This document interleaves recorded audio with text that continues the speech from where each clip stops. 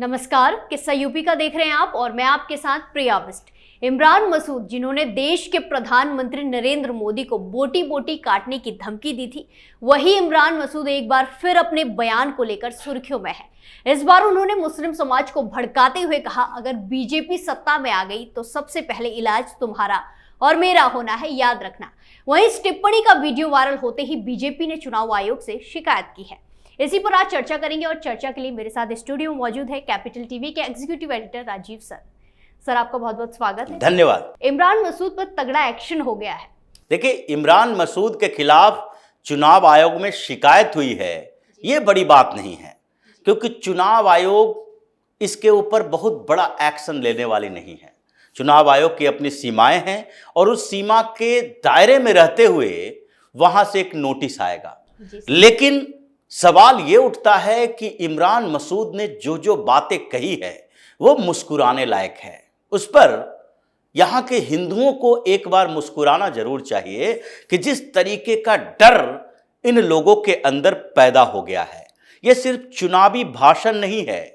ये अगर लोग समझते हैं कि चुनाव के समय मुसलमानों का वोट लेने के लिए इमरान मसूद जैसा लोग ऐसी बातें कर रहा है तो वो धोखे में है। ये सोचना चाहिए कि इमरान मसूद जो बोल रहा है उसमें सच्चाई है और सच्चाई सबके सामने होना भी चाहिए। यही मुस्कुराने की पहली वजह है, क्योंकि जो समुदाय मुसलमानों की बात कर रहे हैं हिंदुस्तान के अंदर इन लोगों ने जिस तरीके के हुड़दंगई मचाई है, जिस तरीके से इसके समर्थक तुष्टीकरण की राजनीति करने वाले पार्टियां, नेता, इन लोगों ने इसका साथ दिया है, उससे हिंदू त्रस्त रहा। जी सर। जो बहुसंख्यक समाज जो 80% से ज्यादा यहां पर है, जिसको वर्चस्व में होना चाहिए, वो बैकफुट पर रहा। क्यों रहा? क्योंकि ये जो राजनीतिक पार्टियां हैं, जिन लोगों ने मुसलमानों को एक ऐसा हॉट केक बना दिया जिसको सर पे उठाकर चलने की स्थिति में रखा गया, कि मतलब हिंदुस्तान आजाद हुआ, उसके बाद हिंदुस्तान को जिसने टुकड़ों में बांटा, जिन लोगों के करतूतों के कारण आज पाकिस्तान बना, बांग्लादेश बना, वही वर्ग यहां पर रह गया और उसको क्या कहा गया कि ये हमारे ऊपर एहसान कर रहा है। इसके पास विकल्प था, ये पाकिस्तान जा सकते थे, लेकिन पाकिस्तान नहीं गया, हिंदुस्तान रह गया। और ये हमारे सेकुलरिज्म, पंथ निरपेक्षता के लिए जरूरी है कि हम इसका संरक्षण करें। ये शुरुआती दौर से है। पाकिस्तान बनने के बाद जो मुसलमान यहां रहा, उसके लिए गांधी, नेहरू जैसे लोग सामने आते थे कि इनकी सुरक्षा करो, इनको यहां बसने दो, इनको यहां रहने दो। अगर ये चले गए तो भारत के ऊपर धब्बा लग जाएगा कि कैसा सेकुलर देश है जो अपने यहां मुसलमानों को रहने के लिए उचित व्यवस्था नहीं कर पाया, उसकी सुरक्षा की गारंटी नहीं दे पाया। तो क्या पाकिस्तान ने दिया? जब लियाकत नेहरू समझौता हुआ, नेहरू लियाकत पैक्ट कहा जाता है उसको, और उसमें साफ तौर पर कहा गया था कि पाकिस्तान अपने यहां के अल्पसंख्यकों के अधिकारों की सुरक्षा करेगा, उसे हर तरह की सुरक्षा की गारंटी देगा और हिंदुस्तान उसी तरह अपने यहां के अल्पसंख्यकों को सुरक्षित रखेगा। लेकिन पाकिस्तान ने क्या किया? पाकिस्तान ने सरकार के साथ षड्यंत्र रहा ही, सेना का प्रकोप रहा और वहां के जिहादियों का ये हुड़दंगई रहा। इन लोगों ने मिलजुल कर वहां के हिंदुओं को वहां से भगाना शुरू कर दिया। पाकिस्तान में हिंदुओं की संख्या धीरे धीरे कम होते होते नगण्य हो गई। जो बचा खुचा बांग्लादेश के अंदर था, उस समय पाकिस्तान ही था, ईस्ट पाकिस्तान बोला जाता था उसको। लेकिन वहां पर भी पाकिस्तान की सेना ने अत्याचार करना शुरू कर दिया। बांग्लादेश के स्वतंत्रता आंदोलन में तो और भी हिंदुओं को चुन चुन कर मारा गया, महिलाओं के साथ बलात्कार किया गया, उसको ऐसे क्रूरता के साथ रखा गया कि वहां से पलायन करने को मजबूर हो गए। और आज पाकिस्तान हो या बांग्लादेश हो, ये दोनों हमारा हिस्सा होता, लेकिन इन मुसलमानों ने एक कॉन्स्पिरेसी करके हमसे इसे छीन लिया। और उसके बाद इनकी दूसरी स्ट्रेटजी क्या रही? एक अलग रणनीति पर काम कर रहे थे बड़े बड़े जो मुस्लिम लीडर थे, और उस कॉन्स्पिरेसी के शिकार हुए कांग्रेस के कुछ नेता, या कहा जा सकता है कि उसमें शिकार हुए या हिस्सेदार हुए। ये अभी जांच का विषय है, इस पर रिसर्च होना चाहिए कि वास्तव में ये शिकार हुए थे या उसके हिस्सेदार थे उस कॉन्स्पिरेसी के। क्योंकि इन लोगों ने सोचा कि एक पाकिस्तान तो बन गया, अब उसके बाद हिंदुस्तान से अगर सारे मुसलमान चले जाएंगे तो फिर हिंदुस्तान के अंदर हिंदुओं का वर्चस्व हो जाएगा। आज न कल हिंदू राष्ट्र की बात चलेगी, यहां पर हिंदुओं के लिए सारी अनुकूल स्थितियां होगी, मुसलमान होगा नहीं, मस्जिद नहीं दिखेगा। ये जो कब्जा करके बैठा हुआ था अयोध्या में बाबरी मस्जिद बनाकर, ये जो अभी भी कब्जा करके बैठा हुआ है काशी और मथुरा में, चाहे ज्ञानवापी परिसर का मस्जिद हो या फिर शाही ईदगाह का मस्जिद हो, ये सारे जगह पर जो कब्जा करके बैठा हुआ था, ये अगर सारे मुसलमान चले जाते तो फिर यहां पर ये रह पाता? इतना दिन हिंदुओं को संघर्ष करना पड़ता। अभी काशी मथुरा में तो हम लोग संघर्ष कर ही रहे। इसीलिए ये बड़ी कॉन्स्पिरेसी, एक बड़ी साजिश की गई कि मुसलमान यहां पर रुकेगा, यहां से सारे मुसलमान जाएगा नहीं। अगर यहां रुकना था तो उत्तर प्रदेश के मुसलमानों ने मुस्लिम लीग का समर्थन पाकिस्तान पर क्यों किया? अगर यहां रुकना था तो केरल के मुसलमान को क्या पता नहीं था कि अगर पाकिस्तान बन भी गया तो केरल पाकिस्तान का हिस्सा नहीं हो सकता? बिहार, मध्य प्रदेश ये पाकिस्तान का हिस्सा नहीं हो सकता।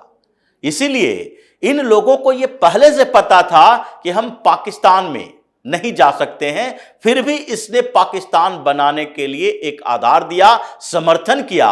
और जब जिन्ना ने दंगा करवाया पाकिस्तान बनाने के नाम पर, डायरेक्ट एक्शन डे, मतलब सीधे अब मार काट शुरू कर दो अगर पाकिस्तान ये लोग नहीं बनाता है तो उसमें बिहार और उत्तर प्रदेश में भी दंगे हुए, मुसलमानों ने वहां भी दंगे किए, जिसकी प्रतिक्रिया हिंदुओं ने की। मतलब एक बड़ी साजिश हिंदुस्तान के साथ हुई है। लेकिन उसके बाद 1947 के बाद उन लोगों को ऐसे एहसास कराया गया, हिंदुओं को ऐसे बताया गया कि देखो भाई, जो हिंदुस्तान में रहने वाले मुसलमान हैं वो तो इसीलिए यहां रह रहे हैं क्योंकि उन्हें विश्वास है कि हिंदू उन्हें सुरक्षित रखेंगे, उनके साथ कुछ गलत नहीं करेंगे। तो पाकिस्तान में ये लोग जाकर क्यों नहीं समझाए मुसलमानों को कि देखो, अगर पाकिस्तान में मुसलमान हिंदुओं को पीटेगा, मारेगा, भगाएगा तो हिंदुस्तान में भी हिंदू मुसलमानों को भगाएगा। जी सर। अगर ये यहां पर आवाज उठाता शुरुआती दौर से, अगर बिहार में, उत्तर प्रदेश में, तमिलनाडु में या फिर केरल में हर मुस्लिम संगठन और सब मुसलमान सड़क पर उतर जाता पाकिस्तान के खिलाफ कि देखो तुम वहां पर हिंदुओं के साथ, सिखों के साथ अन्याय कर रहे हो, तो हम अब अन्याय के शिकार हिंदुस्तान में होंगे, इसलिए तुम वहां पर रोको, नहीं तो हम वहां पर आने के लिए तैयार है। करोड़ों की संख्या में यहां से पाकिस्तान की तरफ पलायन करता, पाकिस्तान में अपने आप पलायन रुक जाता। लेकिन इन लोगों ने नहीं किया और कांग्रेस की सरकारों ने लगातार इसका समर्थन किया। रीजनल पार्टियों की सरकार बनी बिहार और उत्तर प्रदेश जैसे जगहों पर, राजद, सपा, बसपा, इन लोगों ने भी मुस्लिम तुष्टीकरण की राजनीति की और इसलिए इसका मनोबल बढ़ता गया। 2014 के बाद देश में परिस्थितियां बदली। 2014 के बाद हिंदुओं को बताया गया कि इसने तुम पर एहसान नहीं किया है, एहसान हमने उसके ऊपर किया, यहां रहने दिया गया, उसे यहां बसने के लिए छोड़ा गया, नहीं तो उसी समय इन लोगों को भगा दिया जाना चाहिए था। क्योंकि पाकिस्तान बना था रीजन के आधार पर नहीं, क्षेत्र के आधार पर नहीं, विकास में पिछड़े होने के आधार पर नहीं, बल्कि केवल और केवल धर्म के आधार पर। जब धर्म के आधार पर तुमने एक देश बना दिया तो फिर यहां पर उसी धर्म के आधार पर तुम रुक नहीं सकते, अपने देश में वापस जाओ। लेकिन ये 2014 के बाद स्थितियां बदली। हिंदुओं को बताया गया कि अब हम लोगों ने उसके ऊपर एहसान किया, यहां रहने के लिए छूट दी, और उसके बाद व्यवस्थाएं बदली, सरकारें बदली। और उत्तर प्रदेश में जो सरकार बनी, योगी आदित्यनाथ ने इन लोगों की औकात बनानी शुरू कर दी। अब इमरान मसूद सहारनपुर से ये चुनाव लड़ रहा है कांग्रेस के टिकट पर, कभी बसपा में, कभी सपा में, कभी अब कांग्रेस में। ये इधर उधर आते जाते रहता है, किसी तरह से एक चुनाव जीत जाए, किसी तरीके से हम लोगों को भ्रमित कर दे, मुसलमानों को इकट्ठा कर ले। कर लो, मुसलमानों को इकट्ठा कर सकते हो, हिंदुओं को कैसे तोड़ोगे? ये कांग्रेस के नाम पर तोड़ोगे? हिंदू तो तुम्हारे साथ नहीं जाएगा। लेकिन उसी वक्त सहारनपुर में योगी आदित्यनाथ का प्रोग्राम होता है और उन्होंने साफ तौर पर कह दिया कि जो तांडव मचाने वाले ये जिहादी था, उसको उल्टा लटकाकर मिर्ची का छौंका लगाया, इनकी गर्मी को शांत कर दी है। अब ये सड़कों पर नहीं उतरते, अब ये सड़कों पर दंगा नहीं करते। इन लोगों ने दंगा किया, कर्फ्यू लगवाया, विकास की परियोजनाओं को रोका, उसको हमने बदल दिया है और आगे मौका मिलेगा तो इसको पूरी तरह से बदलेंगे। या तो तुम्हारे लिए जेल में जगह है या तो फिर जहन्नुम में जगह है, तीसरे जगह तो तुम नहीं रह सकते। अगर तुम माफियागिरी करोगे, गुंडागर्दी करोगे, जिहादी तत्व बनोगे तो फिर तुम्हारे लिए दो ही जगह है, उन दोनों जगहों पर ही तुम्हें रहना पड़ेगा। जेल के अंदर रहो या फिर जहन्नुम का टिकट कटवा देंगे। और ये जो योगी आदित्यनाथ ने कहा है, ये इमरान मसूद जैसे लोगों का अभी से इलाज है कि ये डरा हुआ है। अब उत्तर प्रदेश में मुसलमान डरने लगे हैं। अब अतीक अहमद इसका साथ देने के लिए नहीं बचा, मुख्तार अंसारी इसका साथ देने के लिए नहीं बचा। यही जो बड़े बड़े माफिया थे, इन लोगों के मनोबल को बढ़ाता था। ये लोग हथियार सप्लाई करता था और जहां जहां दंगा करवाना होता था, ये लोग वहां से हथियारों की सप्लाई भी करता था, लोग भेजता था। और यही वजह है कि उत्तर प्रदेश के मुसलमान जो कहते थे हम तो एक है, ऐसे तो मुसलमान पूरी दुनिया के एक ही मानता है कि हम इस्लामिक वर्ल्ड ग्लोबल ब्रदरहुड की बात करेंगे। ये उत्तर प्रदेश, मध्य प्रदेश या हिंदुस्तान पाकिस्तान में बटा नहीं है, इसलिए इसमें राष्ट्र प्रेम नहीं होता, इसमें धर्म प्रेम ज्यादा होता है। लेकिन अब ये डरा है और जब डरा है तो हमें मुस्कुराना चाहिए।